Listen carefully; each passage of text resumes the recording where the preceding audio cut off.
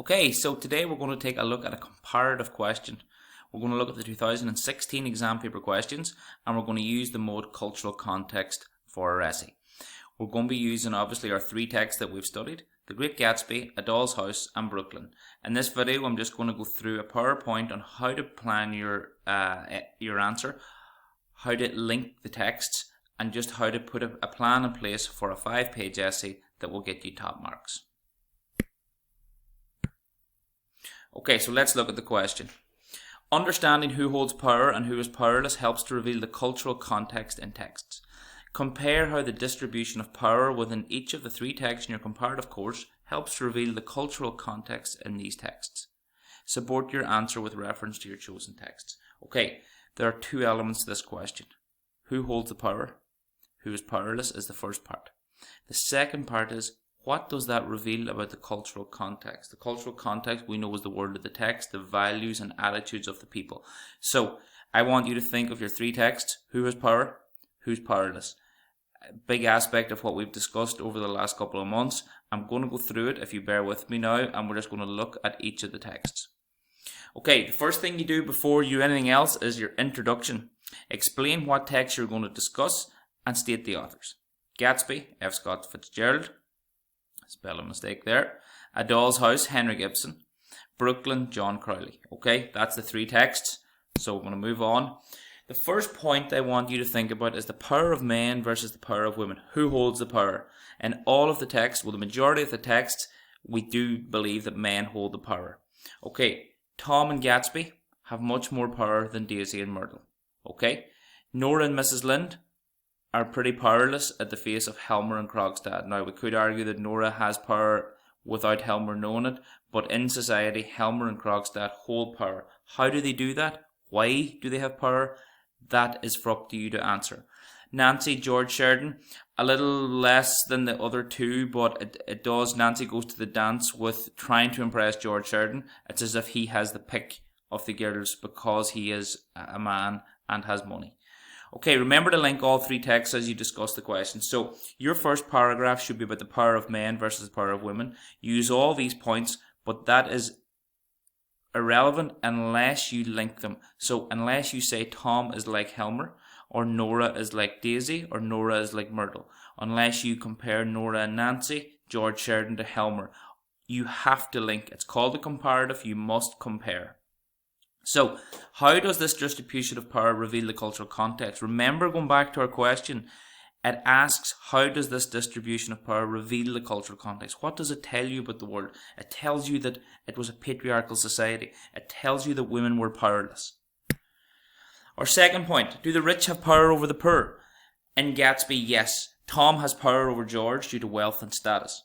Helmer has power over Krogstad due to his wealth and social status. We know Krogstad is not particularly wealthy, but he does have social status, and with that, a little bit of money.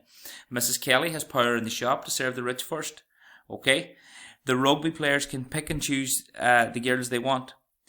Again, all texts must be linked under these headings. So, how do the rich have power over the poor? Now, we're going to, in a later slide, discuss the fact that having money is not necessarily power in a lot of these societies. Now, just going to reiterate here that you must keep answering the question. So your aim is to highlight how power is distributed, but you must also remember the question. How does this reveal the cultural context? So your first point was the men and women, the power and powerlessness. You should have, at the end of that paragraph, which should be probably about a page long, talked about how does it reveal, what does it reveal about the cultural context. Now you've talked about the rich versus the poor. Again, go back and tell the examiner, tell the reader, what does this tell you about the cultural context? Now, we talked about rich versus poor, old money versus new money. Does Tom continue to have power over Gatsby because he comes from old money? What does this show you about the cultural context? We discussed before the fact Gatsby spent his life trying to get money to win over Daisy, but he doesn't succeed. Having money is not the be-all and end-all in these societies. Having reputation is. So Tom has less money than Gatsby, but he comes from old money, which, and again, the East Egg, West Egg divide you can talk about. Now, Krogstad suffers not just for being poor, but for having a poor reputation. Krogstad was found guilty of a crime, and it has stayed with him. Reputation there is important. Money's not everything. Tony can offer Eilish a good life in Brooklyn, but is he shown to be as respectable as Jim Farrell? Is this to do with money or simply a type of snobbery? Okay, again, Tony's a plumber. Jim Farrell owns a shop. Is there a sense that Jim Farrell is seen as more respectable, and why is this? Okay, may not have thought about it, but the power of race is also evident in some of the texts. Tom's comments about white people being a superior race shows what about the cultural context? It shows that black people were obviously deemed to be inferior at the time of this text, and in the world of that text, Tom's beliefs show him to be racist. How are Italians described in the film? Is it positive or negative? Okay, think about the supervisor in Bartocci's. How did she talk to Eilish when she said her boyfriend was Italian? Okay, was there a stereotype? My name is Eilish Fiorello. Is this Eilish highlighting she's proud of her Italian husband? Okay. Make sure to link all the text. Use each of the slides as a base for your answers, but must link the text with phrases such as this is similar to, this is just like, this is in contrast to, we also see this in, this is also evident in, I think this is exactly like. Now, we have gone through the phrases before. Just make sure you're linking the text. That's where the marks are. Linking the text and answering the question.